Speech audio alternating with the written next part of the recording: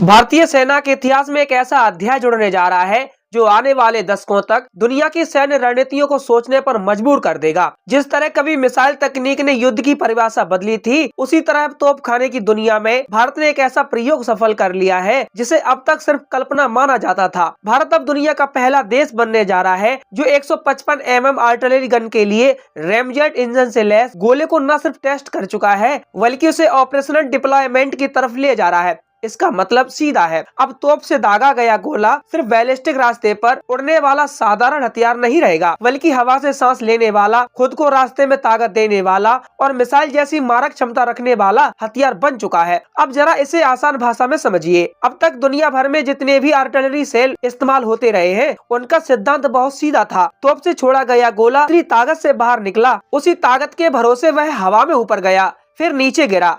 बीच में इंजन जैसा कुछ नहीं, कोई अतिरिक्त ताकत नहीं। यही वजह है कि 155 mm तोपों की अधिकतम मारक दूरी आमतौर पर 30 से 40 किलोमीटर के बीच रहती है। कुछ आधुनिक एक्सटेंडेड रेंज सेल इसे 50 किलोमीटर तक ले जाते हैं, लेकिन उससे आगे जाना हमेशा एक बड़ी चुनौती रहा है। अमेरिका, चीन, रूस, फ्रांस, जर्मनी सबने कोशिश की, लेकिन तोप के गोले को इंजन से छोड़ना तकनीकी रूप से बेहद कठिन माना गया। यहीं पर भारत ने वो काम कर दिखाया जिसे अब तक दुनिया का कोई भी देश पूरी तरह ऑपरेशनल लेवल तक नहीं ले जा पाया था। रैमजेट आर्टिलरी सेल, यह कोई साधारण टेक्नोलॉजी नहीं है। रैमजेट इंजन वही तकनीक है जो मिसाइलों में इस्तेमाल होती है। फर्क सिर्फ इतना है कि मिसाइल को लॉन्च करने के लिए अलग प्लेटफॉर्म होता है, जबकि यहाँ वही इंजन एक तोप के गोले के अंदर फिट किया गया है, जिसे हजारों डिग्री तापमान, जबरदस्त दबाव और सेकंडों में होने वाले एक्सीलरेशन को सहना पड़ता है। कि आखिर रैमजेट होता क्या है? रैमजेट एक ऐसा इंजन है जिसमें कोई घूमने वाला पार्ट नहीं होता है। यह हवा को अंदर खींचता नहीं, बल्कि जब हथियार बहुत तेज गति से आगे बढ़ता है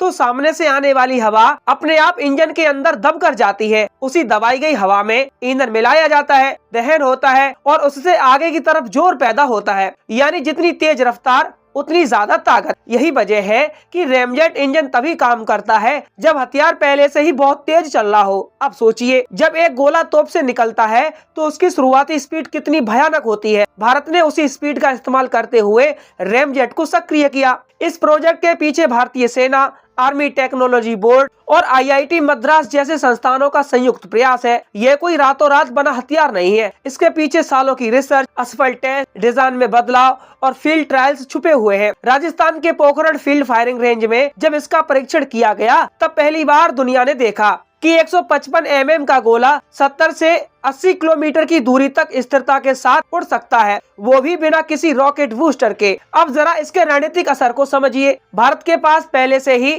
K9 वज्र, धनुष, M777 और ATA-GS जैसी आधुनिक 155 mm तोपें हैं। आधुनिक 155 mm तोपें हैं। अब तक इन तोपों की सबसे बड़ी सीमा उनकी रेंज थी। दुश्मन की सीमा में बहुत अंदर तक मार करने के लिए भारत को या तो मिसाइल इस्तेमाल करनी पड़ती थी या स्ट्राइक का सहारा लेना पड़ता था। लेकिन अब तस्वीर बदल रही है। अब वही तोपें, वही प्लेटफॉर्म, वही गन क्रू, बस गोला बदलते ही मारक क्षमता दोगुनी हो जाती है। इसका मतलब ये है कि दुश्मन की Airways, supply depot, commander centre, logistic hub सब अब सुरक्षित नहीं रहेंगे, वो भी बिना सीमा पार किए। खासकर चीन और पाकिस्तान जैसे पड़ोसियों के लिए यह एक बड़ा रणनीतिक झटका है। चीन ने अपने रॉकेट आर्टिलरी सिस्टम से लंबी दूरी में बढ़त बना रखी थी, लेकिन अब भारत की ट्यू आर्टिलरी ही उस अंतर को पाटने जा रही है। एक और बड़ी बात यह है कि यह तकनीक पूरी तरह स्वदेशी है, न कोई विदेशी लाइसेंस, न कोई टेक्नोलॉजी ट्रांसफर की मजबूरी। आत्मनिर्भर भारत के तहत यह उन चुनिंदा प्रोजेक्ट में से है